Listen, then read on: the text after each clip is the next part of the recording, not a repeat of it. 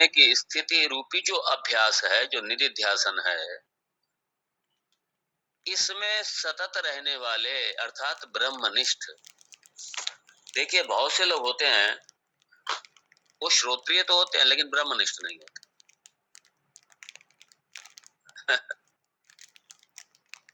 ब्रह्मनिष्ठ मतलब संन्यास्त होकर, आप मानसिक रूप से पूरी तरीके से संन्यास्त होकर उस ज्ञान को आत्मसात करके उसमें नितराम स्थिति, यही स्थिति है,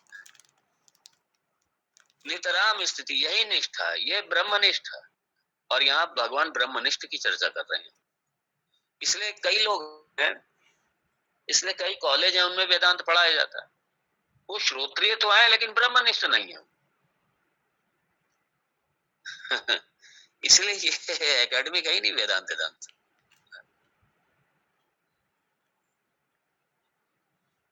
तो यहाँ भगवान कह रहे हैं, और इसीलिए भगवान ने यहाँ पे ब्रह्मवेत्ता के साथ साथ ब्रह्मनिष्ठता की बात की। जो ऐसे ब्रह्मवेत्ता, ऐसे ब्रह्मनिष्ठ अपने स्वरूप में, अपने भगवत स्वरूप में, अपने राम स्वरूप में, राम मतलब यहाँ उपाधिधारी राम नहीं, वो जो राम तत्व है, सच्चिदानंद तत्व, जो आत्म तत्व है राम, इसलिए भगवान ने यहाँ स्पष्ट किया।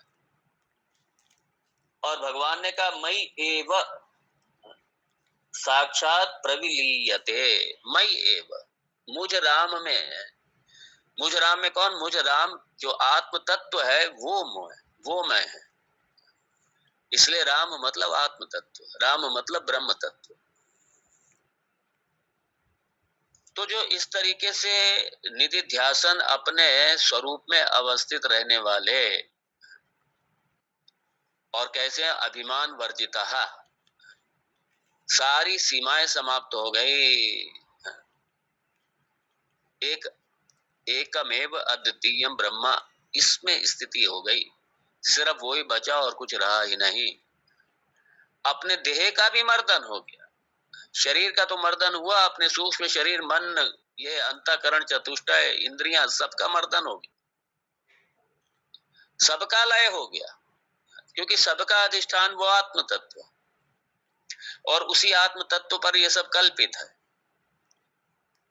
तो जो उस आत्म तत्व में रहने वाले, उस ब्रह्म तत्व में रहने वाले, और जगत को उसी ब्रह्म में देखने वाले, जहां पे दूसरा कुछ बचा ही नहीं, जहां पे कोई मेरा अपना, मेरा पराया, ये समाप्त हो गए, जहां अहंकार वर्जित, ममकार वर्जित, ना तो, क्योंकि जब मेरा मैं ही नहीं हूं तो मेरा कहां से आएगा, और अगर मैं ही ब्रह्म हूं, ब्रह्म के अतिरिक्त कुछ है ही नहीं, तो सब एकमेव अद्वितीय ब्रह्मा, सब ब्रह्ममय हो गया, सब मेरा तेरा सब समाप्त हो गया। जहां पे ये मेरा तेरा, और यहाँ इस अवस्था में राग द्वेष की निवृत्ति होगी पूरी तरीके। तो अहंकार ममकार की निवृत्ति हुई, राग द्वेष की निवृत्ति हो गई, ये निधिध्यासन से जाएगा। इसलिए भगवान ने श्री राम गीता में निधिध्यासन पे बहुत जोर दिया, कई श्लोक अंत के सारे निधिध्यासन पे भगवान। और यही एकमेव सत्यम ज्ञानम अनंतम ब्रह्म, वही ज्ञान चक्षु, उसी ज्ञान चक्षु के साथ अपने स्वरूप में रहने वाले, वहां पे क्या शिकायत रहेगी? किससे शिकायत रहेगी? कौन सी कामना रहे? किस बात की कामना रहे? प्रजहाति यथा कामान सर्वान पार्थ मनोगतान, प्रजहाति यथा कामान, सारी कामनाएं दग्ध हो गई, बची नहीं कोई कामना। आत्मनेव आत्मना तुष्ट, अपने स्वरूप में, अपने सच्चिदानंद स्वरूप में मगन रहने वाले,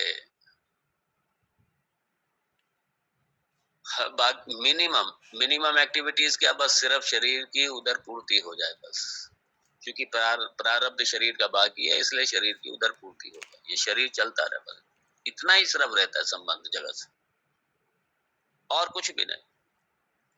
शरीर जैसे गाड़ी के लिए पेट्रोल जरूरी है, पर ये शरीर है, इसको चलाने के लिए पेट्रोल चाहिए, तो पेट्रोल रूपी जो भी आहार है इसको दे दिया, खत्म।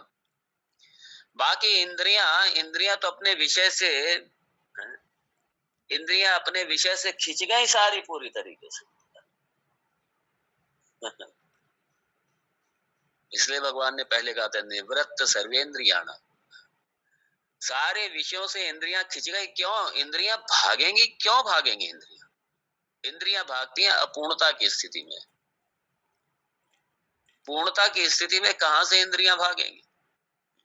अरे जब मन ही विलय हो गया तो इंद्रियां कहां से भागेंगी? मन की कामना ही नहीं बची तो इंद्रियां जाएंगी कहां पे? इसलिए सब बिल्कुल सब अपने इंद्रियां, मन, अंतःकरण, चतुष्टय, सारा पूरे का पूरा सबका लय हो गया। सबका लय हो गया कहां पे? अपने अधिष्ठान में लय हो गया। इसलिए कोई कामना नहीं रह जाती, और इसलिए अभिमान वर्जिता। अभिमान वर्जिता मतलब पूर्णता की प्राप्ति। पूर्णता की प्राप्ति से ही अभिमान जाएगा। इसलिए उसे अभिमान होने का कोई प्रश्न ही नहीं होता। और अगर अभी प्रश्न है अभिमान का, तो इसका मतलब है कि अभी देह में बुद्धि है, देह में मैंपना है, अहंकार है देह, और इसीलिए राग भी रहेगा, द्वेष भी रहेगा, सब रहेंगे, सूक्ष्म रूप से रहेंगे। इसलिए भगवान यहाँ बड़ा निधिध्यासन की महत्ता कहते हुए, और साथ में निधिध्यासन के बाद जो उसका ज्ञान का फल है, उस फल की स्तुति करते हुए, और जो एक ब्रह्मनिष्ठ ब्रह्मवेत्ता के साथ जो ब्रह्मनिष्ठ ऐसा जो महापुरुष है, उसके क्या लक्षण है, भगवान ये लक्षण इसीलिए बता रहे हैं कि इन लक्षणों को भी आत्मसात करना पड़ेगा, अपने में उतारना पड़ेंगे ये लक्षण।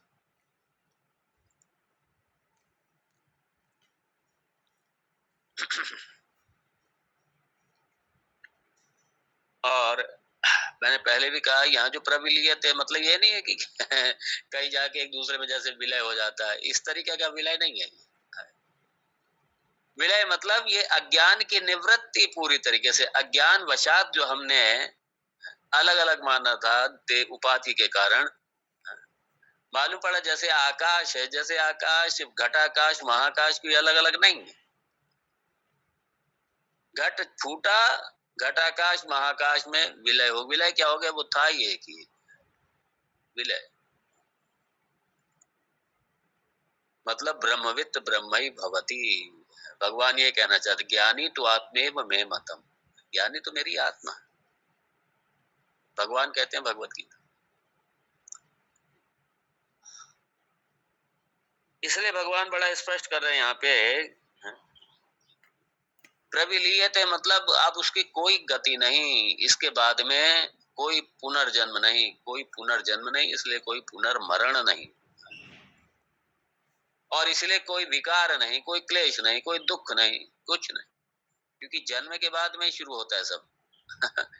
इसलिए सारे पापों का मूल क्या है? सारे पापों का मूल जन्म है, और जन्म का मूल कर्म है। जब कर्म दग्ध हो गए तो जन्म भी दग्ध हो गया, बचा ही नहीं। कर्म का, जन्म का हेतु समाप्त हो गया। जन्म का हेतु कर्म है, कर्म का हेतु अविद्या है, कर्म का हेतु अपूर्णता, अपूर्णता का हेतु अविद्या। ये जो पूरा जो चक्र है, इसलिए जैसे ही अविद्या समाप्त हुई, अविद्या के कारण सारा कर्म भी उसका समाप्त हो गया। इसलिए प्रारब्ध को, चाहे कोई भी ज्ञानी हो, अगर मान लीजिए ज्ञान के बाद में अगर प्रारब्ध समाप्त हो जाए, शरीर छूट जाए मान लीजिए, तब तो ये विद्या ही नहीं होगी, होगी ही नहीं विद्या, होती नहीं अभी तक, क्योंकि ज्ञानी है, ज्ञान, ज्ञानी को ज्ञान हुआ, उसका शरीर छूट गया, अगर वो किसको विद्या सिखाएगा? वो, ये गुरु शिष्य परंपरा ही नहीं होती। ये भगवान की बड़ी कृपा है कि इसलिए ज्ञान चाहे किसी भी अवस्था में हो जाए, लेकिन प्रारब्ध जब तक है तब तक शरीर चलेगा। ये बहुत बड़ी कृपा है। ये अगर ज्ञान के बाद हमारे गुरुदेव का मान लीजिए अगर शरीर छूट जाता तो विद्या हमको कहां से देते? मैं भी आपके साथ कैसे चर्चा कर रहा होता, कैसे सत्संग हो रहा होता ये। तो इसलिए ज्ञानी को भी ये जो शरीर का प्रारब्ध आया है साथ में, वो उसको भोगना पड़ेगा, बस उतना ही रहता है। ज्ञानी ज्ञानी को बड़ा स्पष्ट है, महात्मा को बड़ा स्पष्ट है कि ये शरीर भोग रहा है, शरीर का भोग, वो प्रसन्न होता है भोगते हुए कि अच्छा है, पाप है, निकले अपना जो भी, खत्म हो, अपने अकाउंट खत्म हो। इसलिए ज्ञानी तो कहता है कि भगवान इसी जन्म में दे दो, सारे खत्म हो गई, अकाउंट खत्म करें। और यहाँ भगवान बड़ा स्पष्ट किया, इसीलिए प्रारब्धम अश्नन मय्येव साक्षात प्रविलीयते। ततः मतलब देह देह छूटने के बाद, देह के छूटने के पश्चात उसका फिर कोई पुनरागमन नहीं होता, उसका कोई जन्म नहीं होता, क्योंकि जन्म का जो हेतु है वो समाप्त हो जाता है। और इसीलिए ये है विदेह मुक्ति। प्रारब्ध खत्म हुआ, शरीर का छूटा, और उसके बाद में विदेह मुक्ति। अब भगवान यहाँ 55वां श्लोक, ये यहाँ पे एक भगवान जनरल एडवाइस दे रहे हैं सारे संसार के लिए, चाहे वो ज्ञानी है, अज्ञानी है, कोई भी है। एक एक जनरल उपदेश दे रहे हैं। यहाँ 55वां जो श्लोक है ये सबके लिए है, ये जरूरी नहीं कि ज्ञानी है उसी के लिए। इससे पहले के जो श्लोक थे वो सारे ज्ञानियों के लिए, निधिध्यासन अवस्था के लिए। लेकिन ये जो 55वां श्लोक है बहुत सुंदर, ये एक जनरल भगवान का ऑब्जर्वेशन, एक सामान्य उपदेश। वेदांत तो वैसे अधिकारी के लिए ही है, लेकिन यहाँ पे भगवान सबको सावधान कर रहे हैं। एक सामान्य उपदेश, जनरल। आदौ च मध्ये च तथैव चान्ततः भवं विदित्वा भयशोककारणम् हित्वा समस्तं विधिवादचोदितम् भजे स्वमात्मानमथाखिलात्मना। बहुत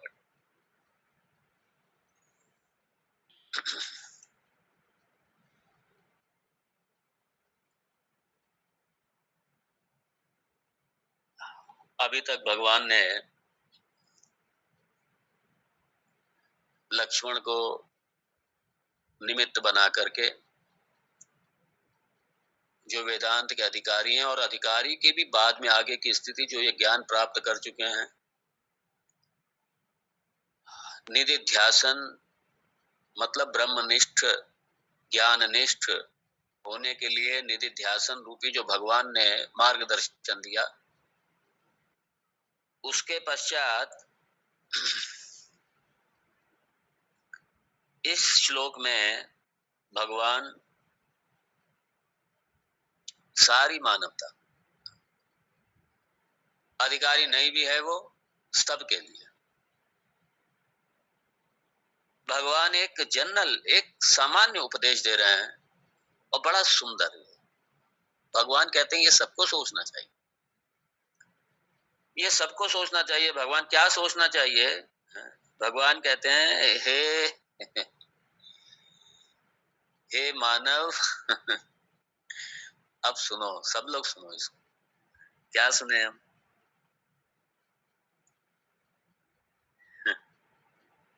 भगवान यहाँ पे कह रहे हैं कि सारा जो अनात्म प्रपंच है, जो सारा जगत है, सारा जगत, सारा अनात्म प्रपंच, इस पे विश्वास ना करना कभी। ये विश्वसनीय नहीं है। और आप जो इससे चाहते हैं वो आपको मिलेगा नहीं इसमें। आप जो इसमें चाहते हैं वो आपको इससे नहीं मिलेगा वो।